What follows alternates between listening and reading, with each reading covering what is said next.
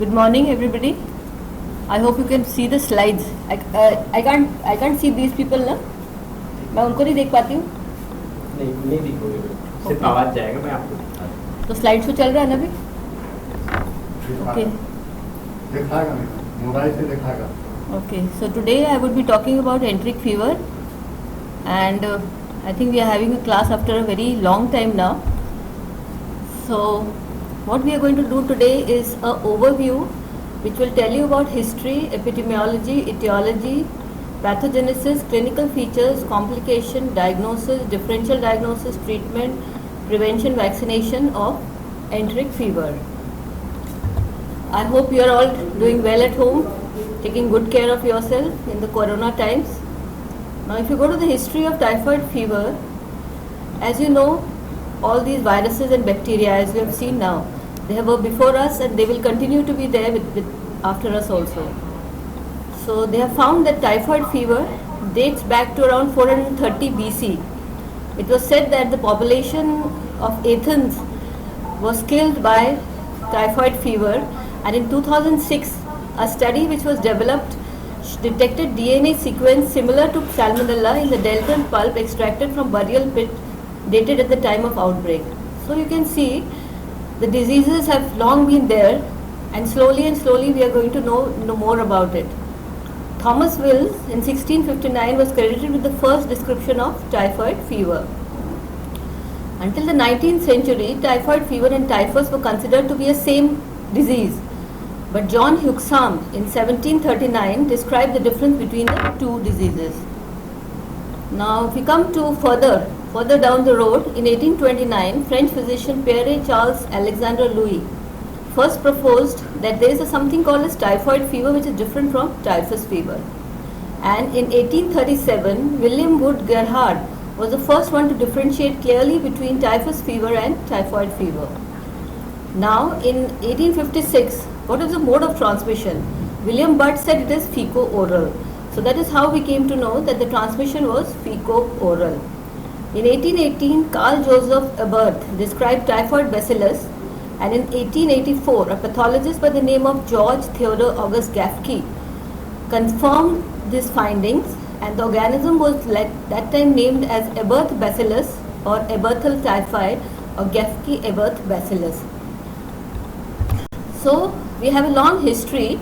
Now going to 1896, George Fernandez Isidore Vidal, he described the Vidal test. I'm sure you all know what is the Vidal test, which is basically a serodiagnostic test which detects the antibodies.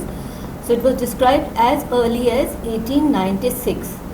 And in Sir Almroth Edward Wright developed an injectable heat kill vaccine, whole cell vaccine of typhoid in the same year of 1896. So you can see that typhoid in 2020 we still have patients of typhoid fever.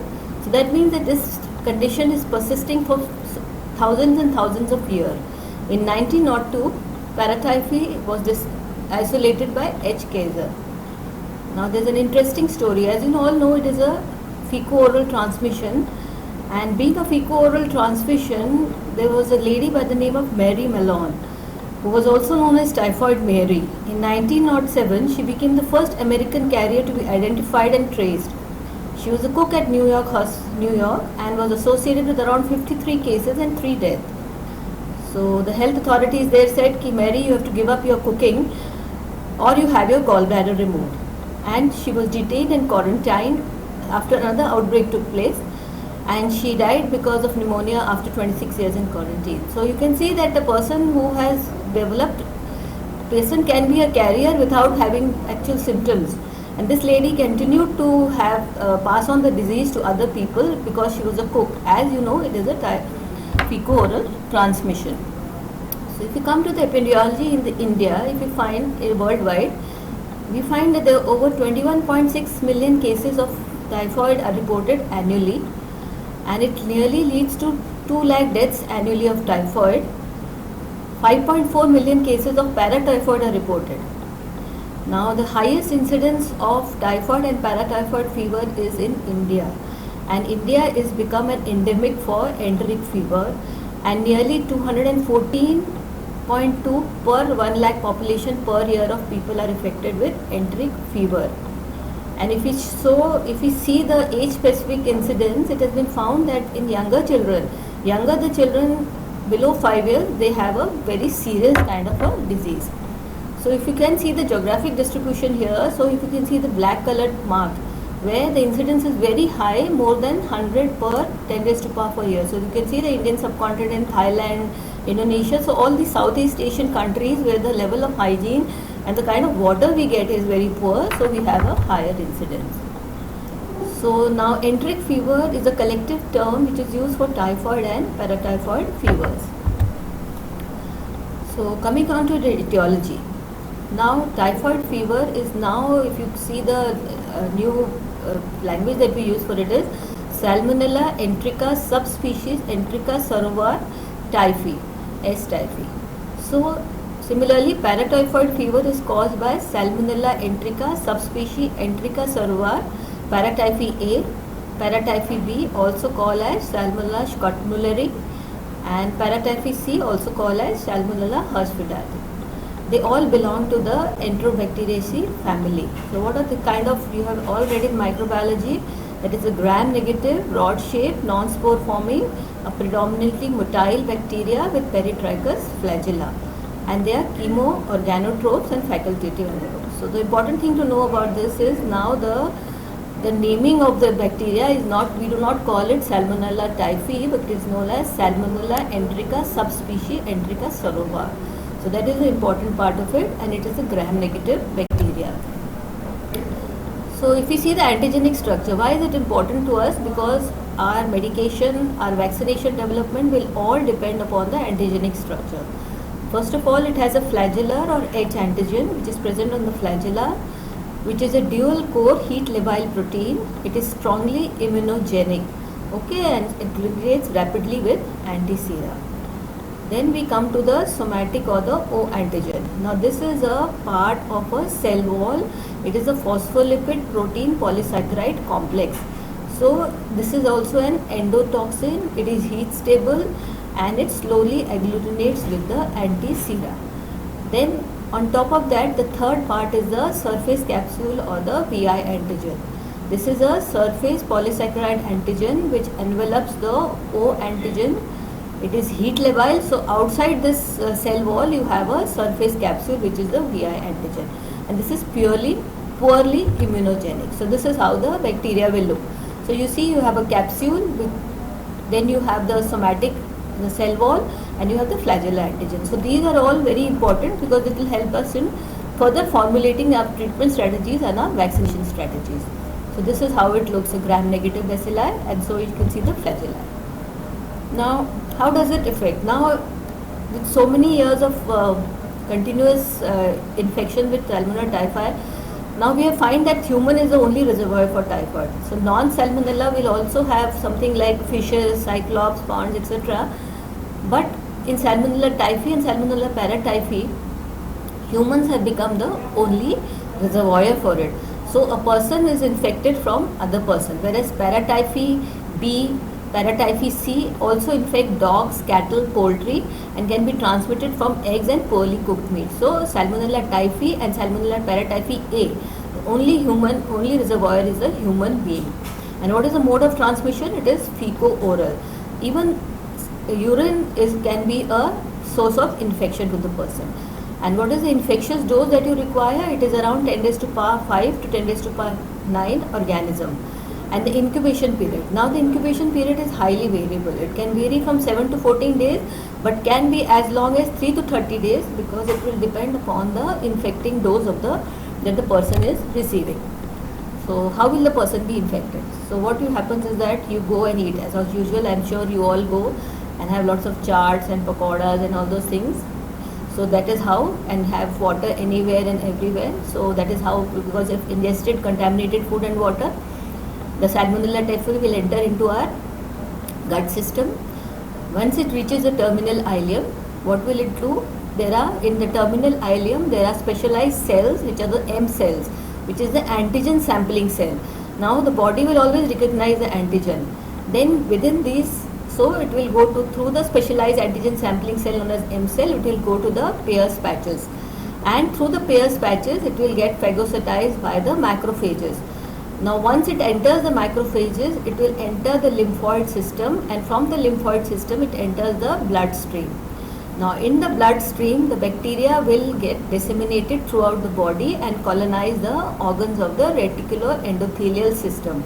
And here they will replicate within the macrophages and shed back again into the blood, causing secondary bacteremia. So the important point to remember is that the Salmonella typhi, though it gets entered into the macrophages are not able to destroy it, because the Salmonella has lowers down the macrophages activity, so it is unable to. So if you can see the pathogenesis, so you can see there is a small M cell. See, you can see this small M cell. So this is the antigen recognizing cell from where it enters into the Peyer's patches below. From the Peyer's patches below, it will come to the mesenteric lymph nodes. From the mesenteric lymph node, it enters into the bloodstream where it causes the primary bacteremia. Primary bacteremia leads to the involvement of the reticuloendothelial system. So you have the liver, you have the spleen, you have the gallbladder, you have the bone marrow, all would be involved. Again replication will take place, like leading to again shedding into the bloodstream, leading to secondary bacteremia, and again the cycle is going to be repeated. Now coming to the important thing about the typhoid bacteria is the surface VI polysaccharide capsular antigen, which is found in the Salmonella typhi. That was found. It interferes with the phagocytosis, and the virulence trait encoded by the FOFP regulon gives ability to survive within the macrophages. So in short, what I will tell you is that what happens is that once the bacteria has entered into the macrophage, the Salmonella typhi, the surface VI polysaccharide antigen interferes with the phagocytosis. Plus it has a virulence trait which is encoded by the FOF regulon. So what will happen is that it is able to survive within the macrophages and will not get phagocytosed. Apart from that, the Salmonella typhi, once it has entered into the gut stream, it prevents the early inflammatory response of the gut, and so it is able to colonize deeper and deeper into the organ system. And what will happen is that as it will enter into through the mucosal layer, the lymphoid tissues will undergo hyperplasia of the Peyer's patches, and there would be necrosis and scuffing of the overlying epithelium. So you can see that it's a highly virulent strain. It's highly virulent, and what it does it downregulates the inflammatory response of the body. So once it buries itself deeper and deeper in itself, as you have seen, subsequent necrosis and sloughing of the epithelium will take place. It will lead to formation of ulcers. These ulcers may bleed. They can heal without scarring or stricture formation. Now this is all pathology which I am telling you, but the pathology is important to understand the disease process. Now inflammatory lesions can sometimes even penetrate through the muscularis and serosa, and person can land up with a perforation. Then mesenteric lymph nodes, liver, spleen all become hyperemic, and they will have areas of focal necrosis. Then even the bone marrow can have focal necrosis. So now this was the pathogenesis that we have to see. Now we come to the carriers. Now we have seen carriers are a very important source of disseminating the infection into the community, and the propensity to become carriers follows the epidemiology of the gallbladder disease. And with the increasing age and with increasing antibiotic resistance to the prevalent strain, person is becoming a carrier. But the carrier thing is lower in children as compared to adults. So high chances of an adult becoming carrier is more than a child becoming a carrier. So what are the various types of carriers we have? We have a convalescent carrier, we have a temporary carrier, we have a chronic fecal carrier, and we have a chronic urinary carrier. So we have 4 types of carriers.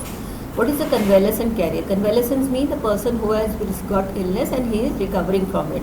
So a person who is a convalescent carrier will pass bacilli in the excreta from 3 weeks to 3 months even after clinical cure of typhoid.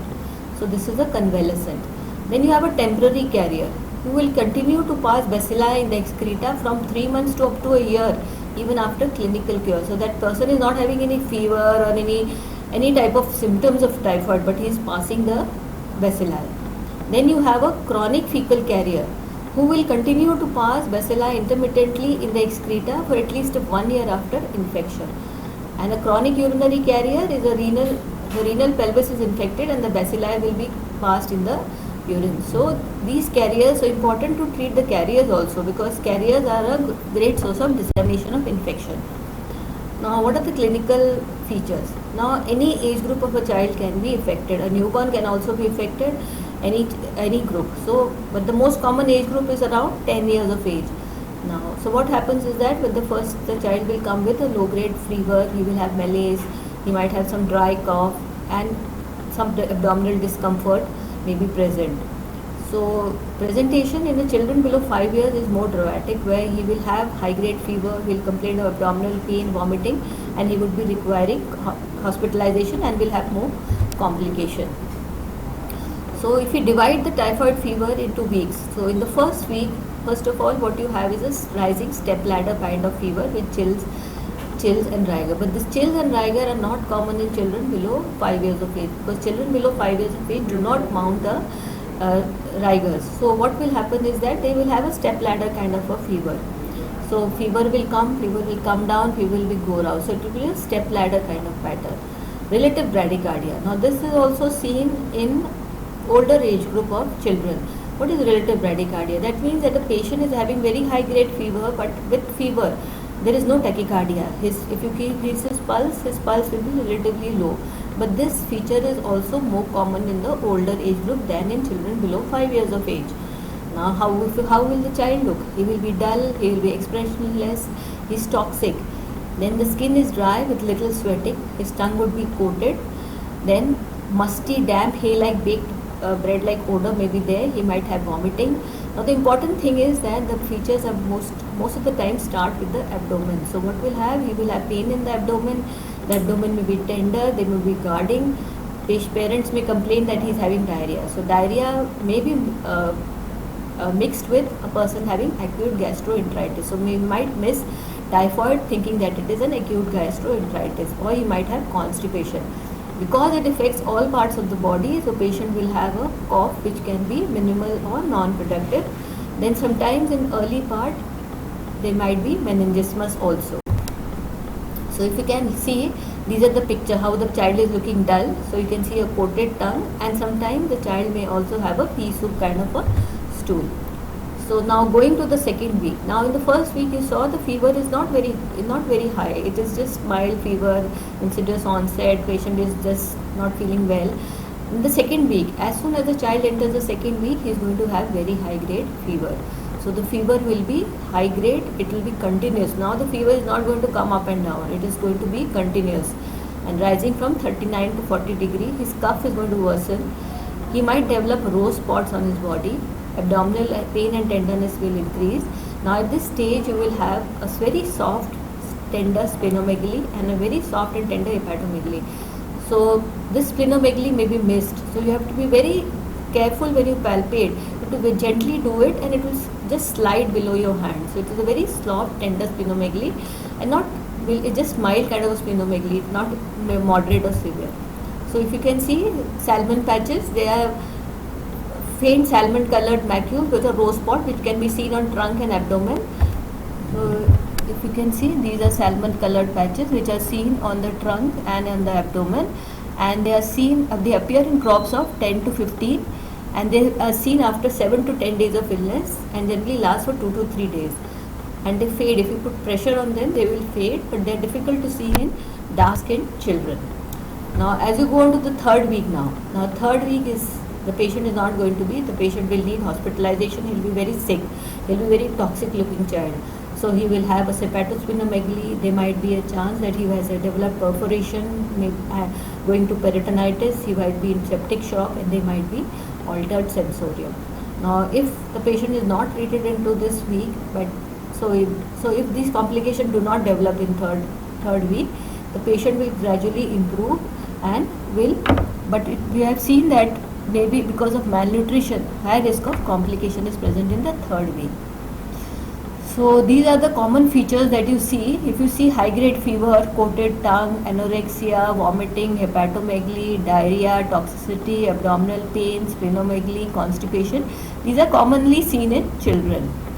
So if you see the sequence of events in pathogenesis, like I had told you, initially patient will have it will enter into the blood. So when it enters into the blood, first is the stage of primary bacteremia.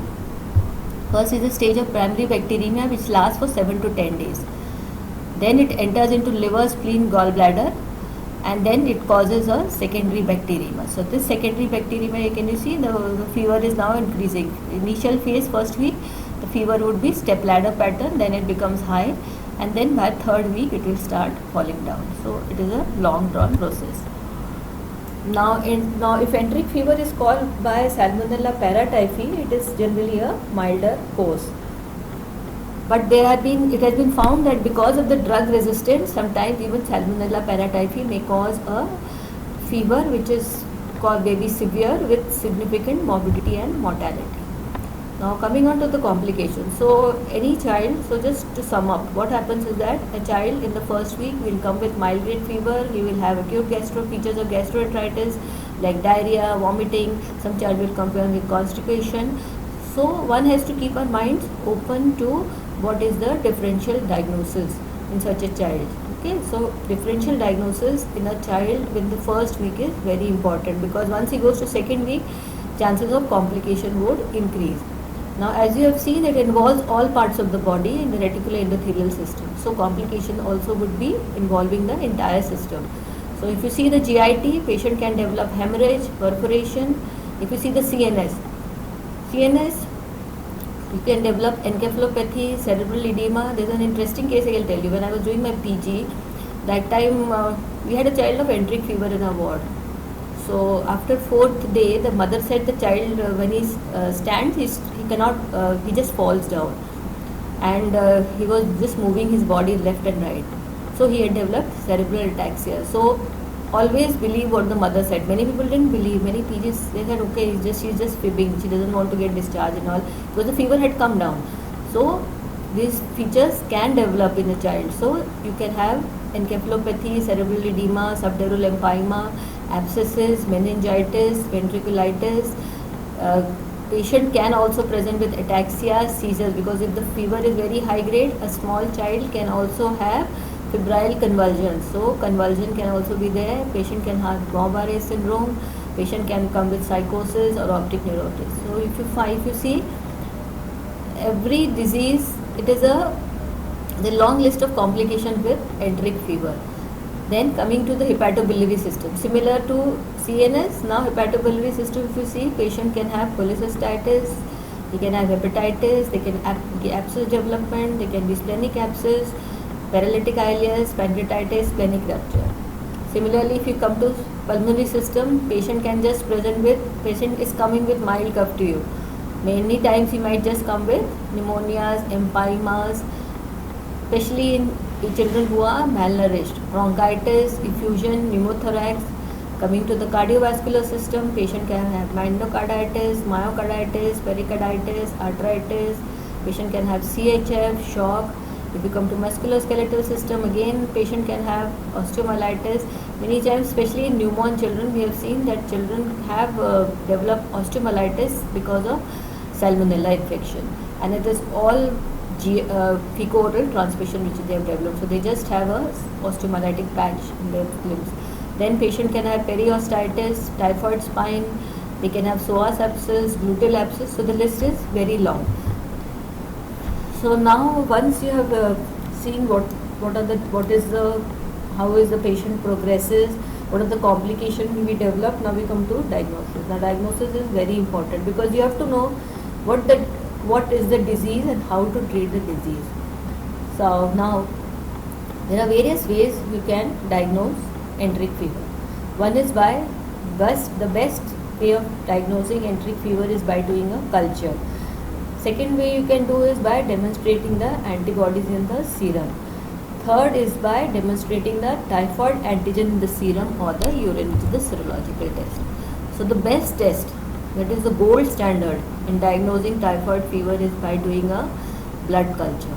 And blood culture would be positive when there is bacteremia, especially when you have the secondary bacteremia in the patient. If you do a blood culture, patient will be 90% positive in the first week, 75% would be positive in the second week, 60% in the third week, and 25% by the time thereafter when the pyrexia is subsided. Now blood culture will become negative on treatment with antibiotic, but blood culture is the gold standard. It is diagnostic. Once you have a blood culture which shows that there is salmonella, you are 100% sure that you are dealing with a patient of enteric fever. Now whenever you collect blood culture, it's very important that what you do is, first of all, the area from where you are taking a blood culture sample should be properly cleaned. First of all, clean it with spirit, betadine spirit. Once you have cleaned it, then you take the sample. The sample, again, the blood collection should be adequate. You have to take at least 5 to 10 ml of the blood. In children, it's sometimes very difficult to collect that kind of a sample. So what you have, at least 5 ml of sample has to be collected, and then you have to put it in a bile broth. I am sure that you have read all this in your microbiology of how you make a blood culture and how you culture. So this is how you can see it in the McConkey agar, and where you have the lactose fermenting and the non-lactose fermenting colonies. Okay. Now other samples apart from the blood culture, where you can, sometimes patient blood culture is coming negative. So what do? You can take cultures from other sites also. One is the stool culture, but the stool culture will become positive only in the 4th week when the patient will shed in the feces. You can take urine culture, which will become positive by 3rd week. So in the 3rd week, you can culture in the urine, you might get salmonella. If the patient has presented to you with symptoms of meningitis or maybe some CNS symptoms, and you do a CSF and you culture it, you will get in the CSF culture. Then if there are any pus, if there is a suppurative lesion, you collect that pus and you do a culture, you get positive. Even from rose spots, you can get culture, can be positive. Then another method is invasive method, which is the bone marrow. So bone marrow will also give you a positive culture. Supposing you have done blood culture, you not got it positive, your other reports are also not supporting your diagnosis, so many times you have to go for a bone marrow culture also. So then now you come to the Vidal test. I'm sure you have all heard of Vidal test, which is an antibody test. So it is an antigen antibody test which measures the H and the O agglutinins for typhoid and paratyphoid bacilli in the patient's sera. The antigen used in the test are the H and the O antigen of S. typhi and H antigen of S. paratyphi A and B. So you have the Vidal kits available and you test. The blood is collected and you do the test. Now the Vidal test would be positive only in the 2nd week, because the antibodies are going to come in the patient only in the 2nd week. So if a patient has come to you in the 1st week and you do a Vidal test, it might be negative or it might be positive because of some patient might have had a vaccine taken. So reliability of Vidal test is not good. So one should not rely on Vidal test, very important. Though you can demonstrate rising, if you have done Vidal in the 1st week, if you have done Vidal in the 1st week, you have to show a rising titer. So a rising titer is more significant than a single titer. So result of single test should be interpreted with caution. It is difficult to lay down levels of significance, though it is generally stated that titer of 1 in 100 of more of O agglutinin and 1 in 200 of H agglutinin are significant. But important to know, it has to be a rising titer. A single titer of Vidal is not significant. So Vidal test is generally not recommended. Always do a blood culture. Then what are the things? What is the importance of this is, you can have a positive Vidal test if a person has been previously infected with typhoid. Maybe he has had typhoid previously, so what you have is an anamnestic response. Similarly, if a patient has been immunized, you might have a positive Vidal test. Maybe certain unrelated fevers may also cause a positive Vidal test. So a Vidal test is not a good test. It should always be, you should always see for the rising titers of Vidal test. A single report of Vidal is not significant. Always go for culture, blood culture especially. So other tests that are available nowadays, you have the ELISA test, that is a typhi dot test. where you have a ELISA kit which detects the IgM and IgG antibodies against the outer membrane protein of S type B. Now this test becomes positive within first 2 to 3 days of infection, and it separately identifies IgM and IgG antibodies. Most important thing is that this test is not quantitative and results can be only positive or negative. So it may not be positive also. So this also is not a very reliable test. Other tests are counter immunoelectrophoresis and indirect agglutination. So other tests that you can do is demonstration of antigen in serum or urine. You can do a sensitized staphylococcal coagulation test, which is not commonly available in the market, or you can have a PCR test. So these are not the tests which are available to you. If you see in our country are primarily the cultures, the Vidal test and the typhidose test. These 3 tests are available to you. So the best among this is a blood culture.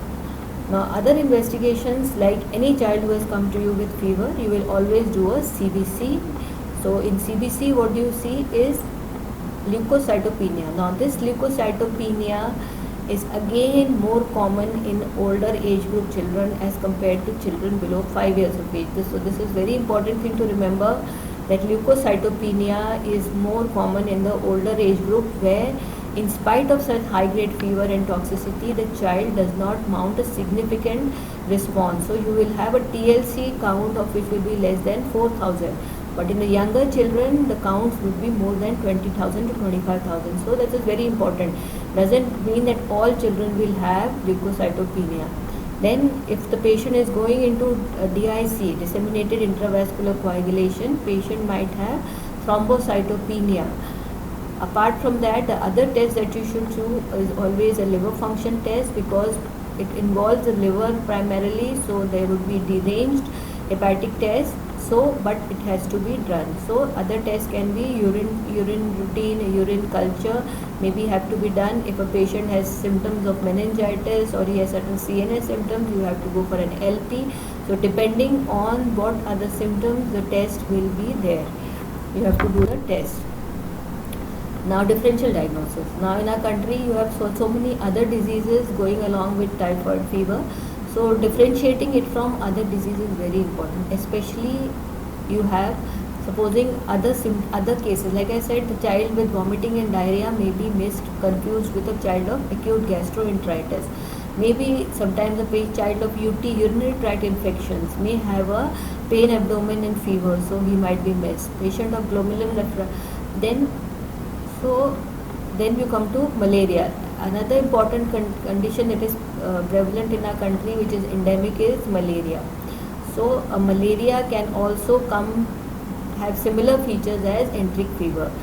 But important thing to remember is that in malaria, the amount of abdominal symptoms would be less as compared to in an enteric fever. Though a child of malaria may have pain, abdomen and all, but it would be less as compared to a child of enteric fever. So he will also have fever. Chills and rigor, as I said, children do not mount a very good chills and rigor response, so one should not rely on that.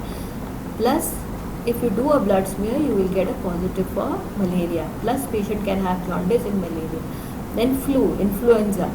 So influenza or flu-like symptoms would again have fever, sore throat, cough, but they would not be a palpable spleen. So these are few differential diagnoses which one should keep in mind before diagnosing enteric fever. Now we come to the treatment part of it. Now if you come to I hope I am clear. Now coming to the treatment part of it. Now treatment initial phase, when the child is not having very high grade fever, he can be managed at home. One has to give him oral antibiotics, plus he has to be good hydration has to be maintained. If the patient is having vomiting, diarrhea, abdominal distension, he might require hospitalization and parenteral antibiotic therapy. So any child, any ill child, what are the important features you do is, first of all, ensure that the child has adequate rest, he is adequately hydrated, his fluid and electrolyte balance is well maintained. So if he is at home, you can advise him ORS, oral rehydration solution, which can be home based or which can be ready-made available ORS solution. antipyretic therapy is given to him, and the safest antipyretic that should be given is paracetamol. So paracetamol is given in the dose of 10 to 15 milligram per kg every 4 to 6 hourly. Avoid giving Brufen, ibugesic, these should be avoided, because if the patient is not hydrated well, he might go into acute kidney injury. So give antipyretic, and antipyretic will have to be especially paracetamol, because duration of action is small, so you have to be repeated every 4 to 6 hourly. Patient should be put on a soft diet. Patient should soft diet, and parents should always be told of what they can expect if the condition does not improve. So they have to be told that if the patient develops abdominal distension, if his vomiting persists, if he continues to have pain abdomen, he is not taking well, he is not feeding well, he is not passing urine, you have to come to the hospital. So if you see the history of treatment, we had started with chloramphenicol and amoxicillin, but now in our country you cannot use chloramphenicol and amoxicillin because there is so much resistance to it that the organism is resistant to it, so we are not using chloramphenicol and amoxicillin anymore. So what we use nowadays is quinolones and third generation cephalosporins. So whenever you give treatment for typhoid fever, you have to be sure that you are taking typhoid fever. Otherwise what happens is that we have developed so much of resistance, there is so much of resistance that has emerged. So now we cannot use amoxicillin, we cannot use trimethoprim sulfamethoxazole, we cannot use chloramphenicol. Slowly and slowly even quinolones have started developing, there are resistance to quinolones also. So the drug that you give should be according to your culture sensitivity. Once you have got culture sensitivity, you should give that. Then another alternative apart from quinolones and cephalosporins is azithromycin, especially in uncomplicated fever. So if you see, this is what the Western countries are following mostly. What they do is in uncomplicated fever, if the patient is sensitive, you give chloramphenicol in a dose of 50 to 75 milligram per kg per day, and the duration is very important, because if you give it from a proper duration, the patient will not go into a carrier state. That is, prevention of becoming a carrier is very important, because otherwise he is going to spread this disease to the community. So for 14 to 21 days. If the patient is multi-drug resistant, then you start with amoxicillin or fluoroquinolone. Amoxicillin is given in the dose of 75 to 100 milligram per kg per day for 14 days.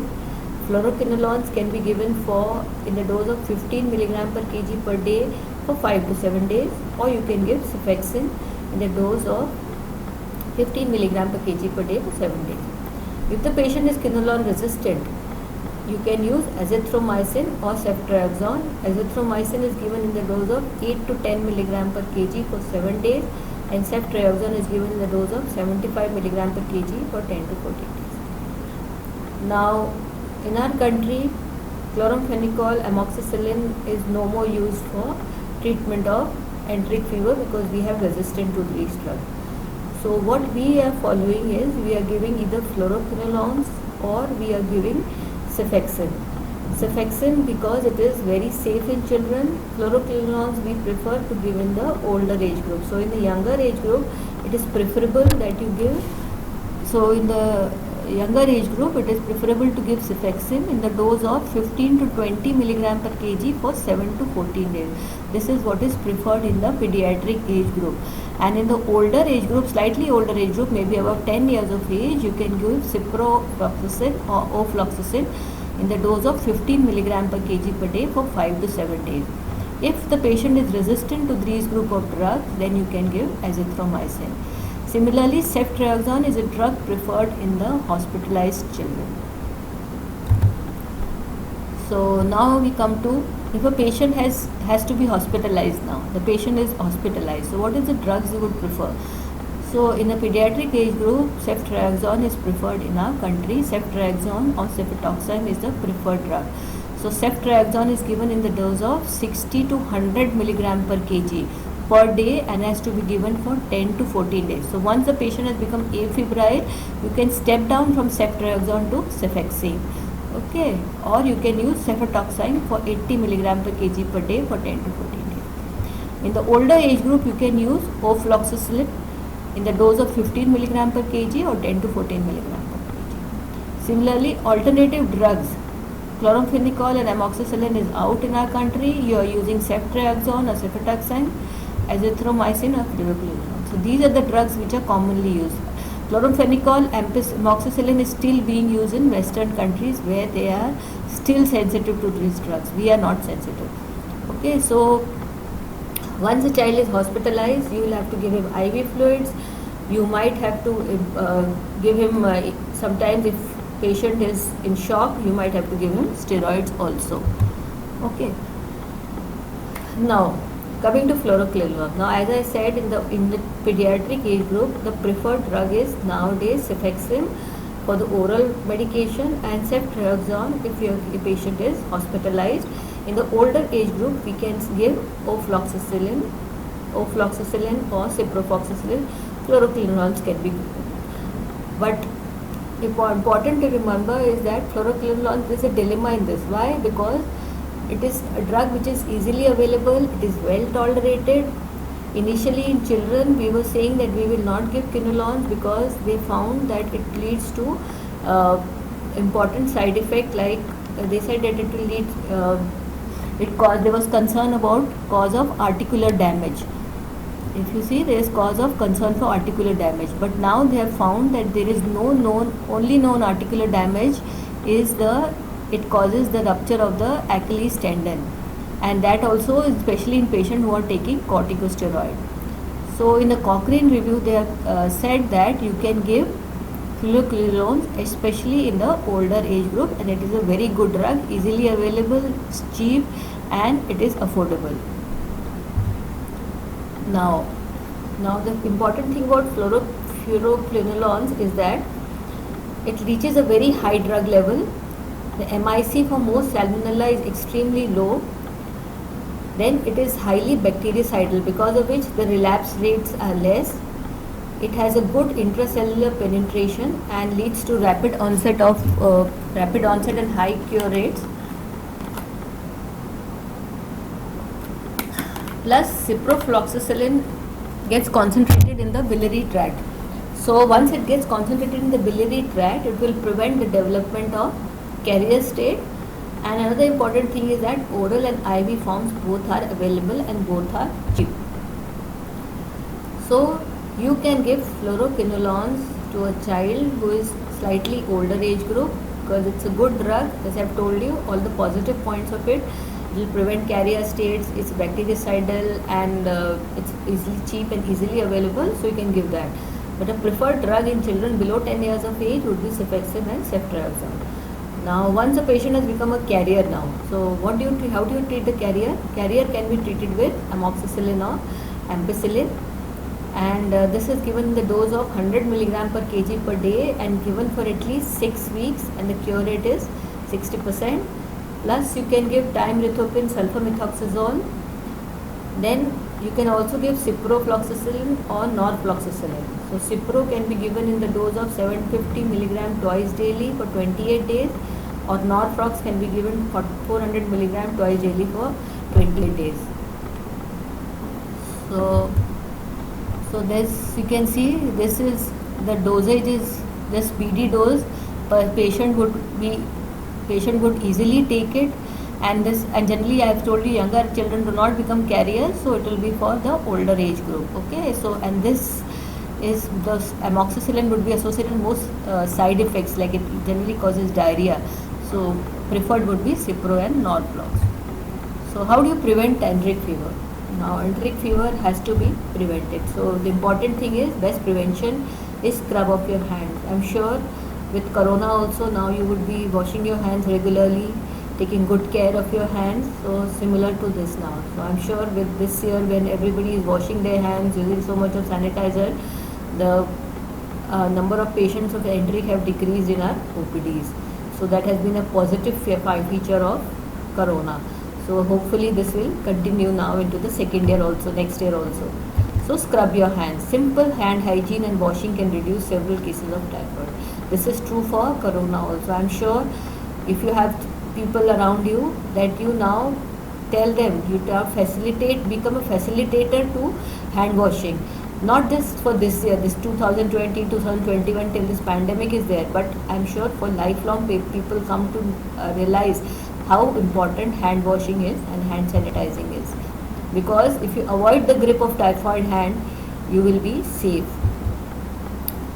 So apart from that, now you come to vaccination. Now vaccination is a very important part for preventing typhoid fever, because what happens is that once a child has developed typhoid fever, his nutrition would be affected, so he would be malnourished. So in the long term, the child's growth would be affected. He will lose a lot of school days. So what has typhoid vaccination has become a part of immunization program since 1985. Now 3 types of vaccines were available. One was the whole cell inactivated typhoid or paratyphoid vaccine, which was called the TAB vaccine. Then we have the VI polysaccharide capsular polysaccharide vaccine and the live oral vaccine. Now short about whole cell vaccine. Now this whole cell vaccine is an inactivated vaccine. So it is a heat inactivated phenol preserved whole cell vaccine. Efficacy was found to be 51 to 88%. The age of vaccination was more than 6 months of age was vaccinated, and patient was given vaccine in 2 doses, IM or subcutaneous, 4 weeks apart, and the child had to be revaccinated every 2 years.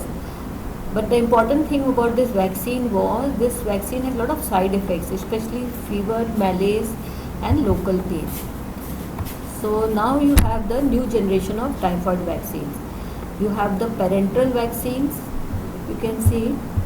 You have the parenteral vaccine and you have the oral vaccine. This oral vaccine is not available in India, and what you have is the parenteral vaccine. In the parenteral vaccine, you have the 2 kinds of vaccine. One is the VI polysaccharide vaccine and one is the VI polysaccharide conjugate vaccine. Now the conjugate vaccine, again you have 2 types of conjugate vaccine. One is one which has been conjugated to tetanus toxoid and one which has been conjugated to pseudomonas. This one which has been conjugated to tetanus toxoid, there are 2 strengths. One is conjugated with tetanus toxoid 25 microgram and conjugated with tetanus toxoid 5 microgram. So this,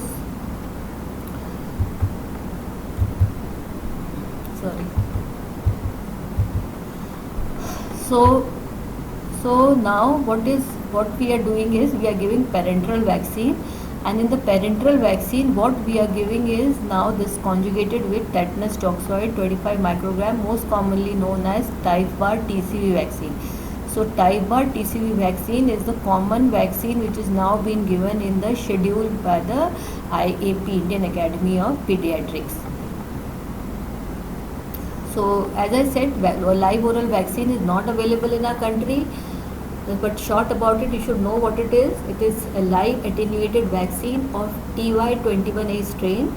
Efficacy is 50 to 60%. Vaccination should be done in children more than 6 years, because only then, because it's available as a capsule form, so the child has to swallow it whole. It cannot break it. So it can be given to children more than 6 years of age, and 3 doses of enteric coated capsule is there, which contain 2 to 6 million bacteria, and it is given on alternate day, and you have to give vaccination every 3 years. Important thing to remember about this: antibiotics should not be given 3 days before and 7 days after vaccination, and protection will start after 10 to 14 days after the 3rd dose. It provides, because it's an oral vaccine, just like in polio, once we used to give oral polio vaccine, it provided herd immunity, so this will also give herd immunity, but it's contraindicated in immunodeficient patient. This vaccine is not available in our country. This is important to remember. Okay, then you have the VI polysaccharide capsular polysaccharide vaccine. This is highly purified antigenic fraction of VI antigen of Salmonella typhi. Efficacy is 55 to 72%. Age of vaccination is more than 2 years of age. Vaccine dose is single dose 25 microgram of antigen, either subcutaneous or IM. Revaccination every 3 years.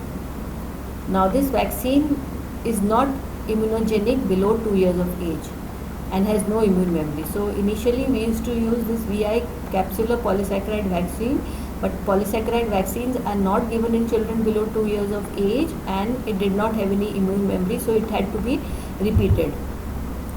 So now what we are using is, if I will go back to the slide, I will show you. Now what they did was, the VI polysaccharide vaccine was conjugated.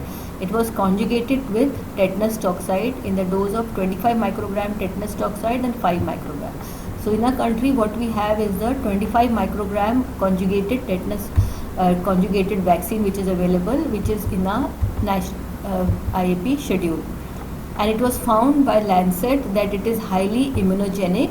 This typhoid vaccine is highly immunogenic. So now what we do is that a conjugate vaccine is given in children less than 6 years of age. Now initially it was given between 9 to 12 months of age with measles MMR vaccine at 9 months of age. It was found that it does not interfere with the uptake of measles vaccine, so both could be given together. But now in the latest schedule of vaccination, of which has come in 2020, any child above 6 months of age, you can give typhoid, this conjugate vaccine, and it can be given up to 45 years of age. It does not, revaccination does not have to be given. And the CDC said that you can, any person who is traveling to a country which is endemic for typhoid fever, you should take this vaccine. And now this vaccine has been recommended for routine use. So I am emphasizing again, it is given to all children above 6 months of age up to 45 years. A single dose is recommended because it induces, not only because it has been found to induce not only B cell, plus it also induces the CD4 action. So what you have is the T cell immunity also, and it also has some amount of memory, so it says that it will give you a lifelong protection. So a single dose is given. Initially before 2020 the recommendation was you give at 9 months and a repeat dose at 1 year, after 1 year of age, but now a single dose is most effective. So WHO has taken a position that single dose is of Type-B TCV. So Type-B TCV vaccine is highly immunogenic and its single dose is effective. So it recommends TCV as a single dose from 6 months to 45 years in endemic countries. It encourages administration of TCV at the same time as other vaccine. If you're giving it 9 months, you can give it with MMR vaccine. Catch-up vaccination. With TCV up to 15 years of age is recommended as burden of disease. So this is recommended by the WHO, where they say that after 15 years maybe you can take a catch-up vaccine. But Indian Academy of Pediatrics is not recommending, it is only recommending a single dose, because Type-B TCV has been now included in the WHO schedule. So this is a vaccine which was developed in our country. I think we should be proud of our country. Now we are going to come up with maybe corona vaccine also. So it is a vaccine which has been indigenously made, highly effective, highly immunogenic, with long-term memory. So a child who has come to you with typhoid vaccine has to be vaccinated. Another recommendation by WHO is, once supposing you have an outbreak in certain areas or certain emergency settings where you have war zones especially, so they recommended again giving a Type-B TCV. Revaccination, as I said, Indian Academy of Pediatrics is not recommending revaccination, and special professionals who should be vaccinated are food handlers. Very important, remember Mary Mellon who spread it to so many people. So give it to food handlers, especially people cooking in the kitchens. Travelers who are coming from non-endemic areas, who are coming to a country like India, will have to take a typhoid vaccine. Healthcare workers should all be immunized. If you have not taken vaccines, please do take vaccination. Pregnant women should be vaccinated. Similarly, children people who are immunocompromised, people who are HIV infected should be vaccinated. So children of nephrotic syndrome, maybe children of bronchial asthma, patient who is on cancer chemotherapy, should all be vaccinated with a typhoid vaccine, because this disease is endemic in our country. I think even you people who are going to be doctors tomorrow next day you will be becoming interns, you should also get yourself vaccinated as a single dose. Highly immunogenic and with very few side effects. Maybe first day person has some amount of fever and little bit of pain, which you can give paracetamol, that's all. So this is an overview of enteric fever, and I hope I was clear. If there is any feedback you can give me. If you feel there is anything, any questions you want to ask, you can please ask, and you can send it in your drop. Next time you can just have it some kind of a drop box so you can send it back to me. So important thing to remember is that this is a disease which can be confused with other endemic diseases. So other endemic diseases like malaria, typhoid, these are all local diseases, so you can mix these diseases, and once the diagnosis has been made, treatment has to be for adequate period of time. If you do not treat the patient adequately, he will become a carrier and he is a future source of infection. So thank you very much. Have a good day. Nice weather today. Enjoy yourself. Bye.